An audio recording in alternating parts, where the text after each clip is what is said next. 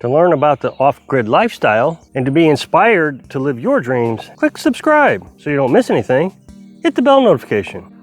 Okay, so I'm back at the tiny house build again today, and today I'm going to nail down and cut these sheets of plywood for the attic. Now I was thinking about this, I keep talking about the structural integrity of the building and how when we put the rafters and the roof on, this place became solid. There's no shaking on it at all. But I was also thinking, well, when I nail down the plywood here, it's also going to make it more rigid so it's not shaking around. A lot of people tell me, you gotta have a crown plate there. You gotta have a crown plate, you gotta have a crown plate. But you also gotta remember, I get about as many people telling me, oh no, you don't need a crown plate there. It's a 16 by 12 foot building. You don't need it. And both sides of the argument tell me they've got lots of experience doing building. But it seems that those that tell me that I need something and I don't follow their advice, they're the ones that get so angry. So yesterday I got a comment. Before I get into the comment, I want to explain some things. YouTube is funny. YouTube is the smartest computer in the world, apparently. Artificial intelligence. So it knows everything that you want to watch. That's what they tell me. But in order for the artificial intelligent computer to do things, we had to follow its rules. And one of the things YouTube suggests is that I interact with the comment section. Because anytime I talk about the comment section, people say, well, stop reading the comments. Just turn the comments off. Oh, YouTube hates that. That computer wants interaction because it considers you, the viewer, its customer. So if I'm not giving you, the viewer, what it wants, then the computer's going to say, I'm not going to promote your video. Now, the other thing is there are a lot of big YouTubers that I follow their way of doing things. Wrangler Star is one. He's a homesteader.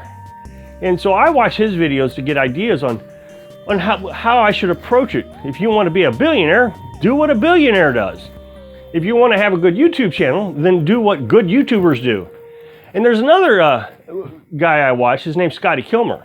And they both address comments. And Wrangler Star, he's kind of, in my opinion, really aggressive at it. And I respect him for it. He doesn't take any guff. I've gotten several comments about the wood stove. And a lot of people think that I need to put a dampener in the flue here. About right here, somewhere around here. What a dampener is a little valve inside it. I mean, it's a plate is what it is. And it has a handle out here on the side. I have one on my wood stove down outside, my outdoor wood furnace. I have one. You have a little handle where you turn it. And so when you turn it up, it lets more air go through the chimney, causing a better fire in the firebox. When you turn it down, it slows down the airflow. And back in the day, those were very important because wood stoves allowed all the oxygen to go right into the wood stove. So imagine if you had this door open and you put fire in there and you try to light it and there's no escape for the smoke. So you shut the dampener. Well, the fire is going to die down. Well, when you open it up, then the fire gets bigger and bigger. Well, in today's wood stoves, that's not a true statement anymore. Dampeners don't control anything. This does. This controls the airflow. These new wood stoves are regulated by the government now. And it says that in the instructions that if you tamper, the end user tampers with the airflow of the wood stove, it's a federal offense. It's right here in the instructions. Well, this guy comes in yesterday and tells me that I'm very smug to the commenters and that I need to start listening to their expert advice. But since I don't, he's looking forward to my building to sag and I won't be able to open the windows and things are going to start falling down and breaking and the windows are going to break. And so he's looking forward to my building being a complete failure. But he says, in this one case, I need to start listening to the experts, put a dampener in there because he's not going to allow my house to burn down. And ruining his enjoyment of my house falling down. He wants to see the house fall down, not burn down. So he says he's going to buy me a dampener, and I better install it. Apparently this guy is some sort of fire marshal, and he thinks he knows everything, when actually he doesn't. And so I talked to Carolyn this morning about addressing this comment, because you gotta be careful. There are trolls out there, and then there are just people who just think they know everything and want to tell you everything. Well, here's a few things about this. He says, you need to get off Google and start listening to your commenters. They really know what they're talking about. Well, it's like I said about the crown plate. Which commenter do I listen to? The ones telling me I don't need one, or the ones telling me I do need one? And it's about a 50-50 split. So I'm going to make one side or the other mad, right? I decided to talk to Carolyn, like I said, about this comment. Is it a troll, or is it just a guy who is angry about life? She says, yeah, I think you need to address it. The first thing I need to address is Carolyn's ex-husband. She was with him for 14 years, owned his own company in heating and cooling, and he installed wood stoves also. And as expected, he did not put dampeners in these newer wood stoves, but he did on old ones. The second thing is right here in the instructions, right there where I got brackets around, it says installation instructions. Please note, installation of a flue dampener is not recommended in caps and bold letters. Combustible controls is required by intake of combustion air, not the exhaust. So what it's saying is the control of air is coming in from here, the intake, not the exhaust. So again, I'm following the recommendations of the manufacturer. And as far as me getting on Google and looking things up, it's not like I'm just looking at one source. I look at multiple sources to make sure that I'm doing everything as safe as possible. It's still trying to control costs. Now today I went on the Menards webpage and I looked for the metal siding, and I put it all into the cart, added in shipping costs, and I think right now we're at $1,600 at Menards. Now I'm going to call one other company and see what they're going to charge. Menards is going to take 2 to 3 weeks to deliver. That's why I don't really want to use Menards. This other company is going to take 3 days. So if they're competitive to Menards, then I'm going to use this company. All right, so I'm going to get started, and I'm just going to spend a little bit of time getting the plywood attached to the trusses here.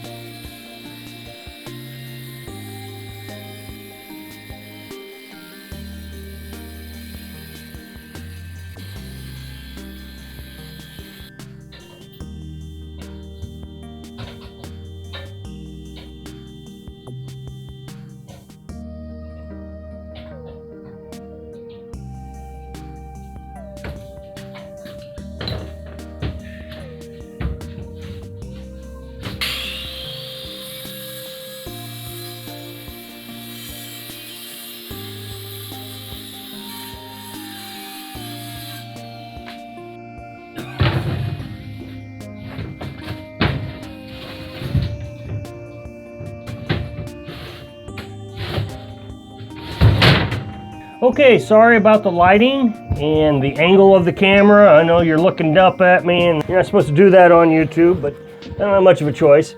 Okay, so this is the attic. I'm in the attic now. It's not, it's 3 foot tall. It's not that big. So it's just a storage area. Someplace to store your gold bullion. I say that because so many people say, oh, those 2x4s aren't gonna hold up. Probably not if you're gonna put gold bullion up here. Okay, so then I'm going to make a little cubby hole here. That's where we're gonna come up at. This is right next to the stove. There's the attic box, and I'll talk about that in just a second. And then we're gonna have another little cubby hole way down there. Now, the attic box, I wanted to show you the top side of the attic box, because I've never done that before. The attic box, this is where the chimney comes up and out through the roof. This keeps insulation and any debris from falling onto the chimney itself.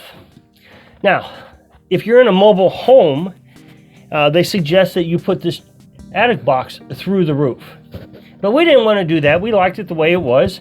And so we left enough room to put this collar on that came with the attic box. It's designed to go like that. So I left enough room so we could do that. So our chimney will go through the attic box, up through this. Now the chimney diameter fits snugly right on that.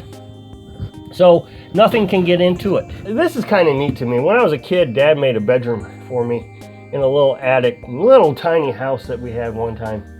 And I really enjoyed that little bedroom. I'm really glad to have gotten this done. Now I can put the insulation up underneath this. I've been talking about that, but I couldn't get the insulation done until I got this floor on, because you saw that I had to slide these panels up here through where the insulation would have been if I'd have done the insulation first. So I hope I can inspire you to live out your dreams and your childhood memories. Thanks for watching.